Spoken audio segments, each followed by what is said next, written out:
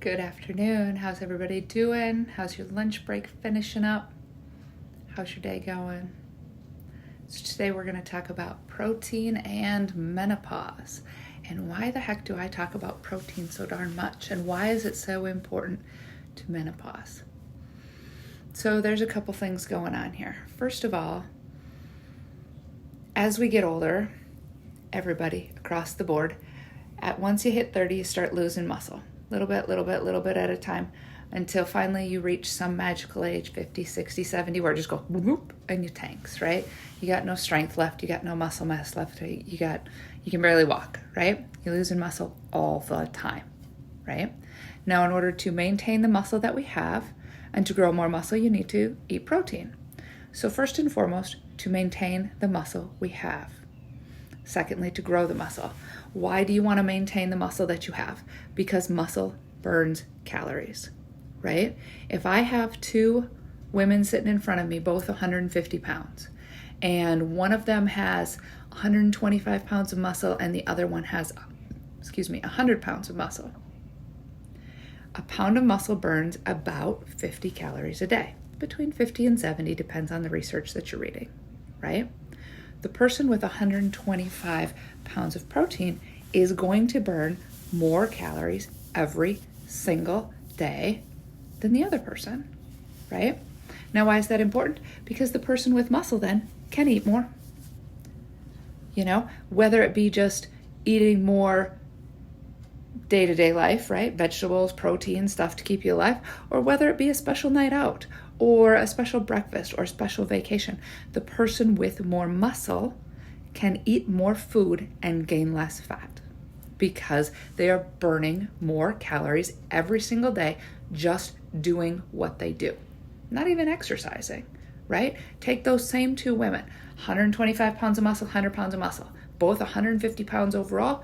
They get on a treadmill to go for a walk. They walk at the exact same speed. They walk the exact same time. The person with the larger muscle mass is going to burn more calories. Now, the treadmill is going to say, oh, they're both 150 pounds, and the treadmill's little readout is going to tell you it's the same, but it is not. The person with more muscle is going to burn more calories, right? So every day, just being themselves, that person is going to burn more calories. That person is going to be stronger longer, right? Because they've got more muscle to start with. As the muscle tanks, they're going to maintain their independence longer. They're going to be able to stand up, sit down. They're going to be able to live on their own. They're going to be able to carry their groceries in longer. Okay? So from the very basics of humanity, having more muscle is going to help you live longer and more independently for a longer time. Now, that's just maintaining what you have. In menopause, the hormonal interactions that we have, we start losing muscle mass faster. And if we do not actively try to maintain it or grow it, we are actively choosing to lose muscle every single day. So we need to eat the protein in order to support the muscle that we have, but then also so that when we go to the gym and we do our strength training exercises, we are able to grow more muscle, because you can continue to grow muscle into your 80s, your 90s, your 100s, as long as you are actively trying to lift more than you could previously lift, right?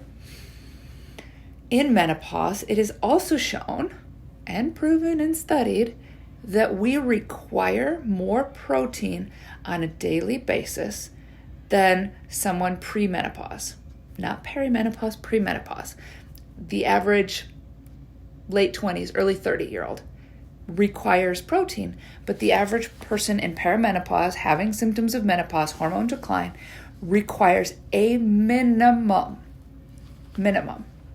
of 100 grams of protein every single day. The hormonal processes that are going on require the protein, right? So it's very, very important to start working on your protein. Even if you decide you're going to actively lose muscle mass because you're not going to go to the gym and lift weights, you're still going to lose muscle, but you could delay that loss. You could slow down that loss when you eat the protein. Now, where do you get protein from? Steak, chicken, lobster, beans, legumes, vegetables, they all have protein, right? Now, some you have to eat a lot more of to get the protein, right? Standard chicken breast, 5-6 ounce chicken breast, 36 grams of protein. 2 eggs, 12 grams of protein. 6 ounce steak, 30 to 40 grams of protein. Average protein shake, 20 grams per 1 or 2 scoops, depends. Peas are legumes, 5 grams and a half a cup. That one always blows me away. More legumes. Lentils, more protein per cup. So you don't have to just have animal protein if you don't want to. Protein comes in vegetables. You need to get your protein in, right? Now, the thing with protein is that I would be willing to guess that most women don't get anywhere near 100 grams of protein a day, right? When I sit down in the gym, when I sit down with a new client on the phone and I say, okay, walk me through a day. And they're like, what? I start getting magazine answers and they're like, no, okay. What'd you have for breakfast? Well, I had some yogurt and some berries, or I had some toast and some coffee. Awesome. No protein in those. What'd you have for supper last night? Pasta. Some sauce. Cool. What'd you have for lunch? Salad. Any meat on that? Nope. Seriously, I just heard maybe 35, 40 grams of protein in that meal, right?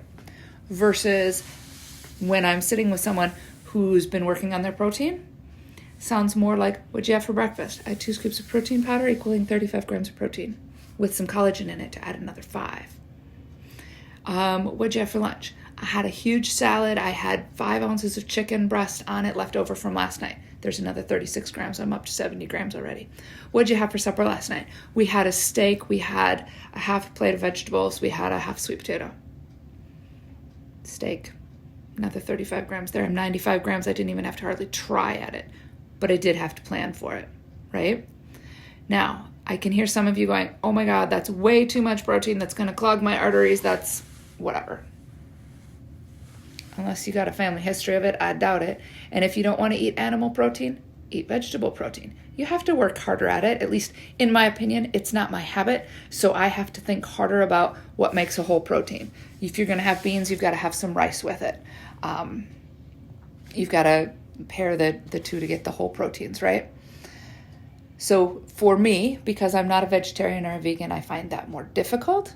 But hey, if that's your thing, there are lots of books out there that are going to help you get your whole entire proteins, okay? But the point is, you need to get them, you need to plan them. So the average woman then that sits and tells me they have yogurt for breakfast and a salad without meat for lunch and some pasta for supper, or maybe a 3-ounce piece of chicken breast, usually hears me say 100 grams, tell them what I would recommend, and they kind of freak out on me. They're like, that is way too much protein. Heads up, even the Mayo Clinic recommends 100 plus grams of protein, right? So you need to be getting the protein, and it will take some practice, but with a little bit of practice, you can start getting it. This is the huge one. Huge. Are you still paying attention? The huge thing is, once you start eating 100 grams of protein, supporting the muscle mass you have so that the muscles can work to their optimal level, you start burning more calories every day. Your metabolism revs on high. Partly because your body's got to work on breaking that protein down, partly because you are supporting the muscle mass you have.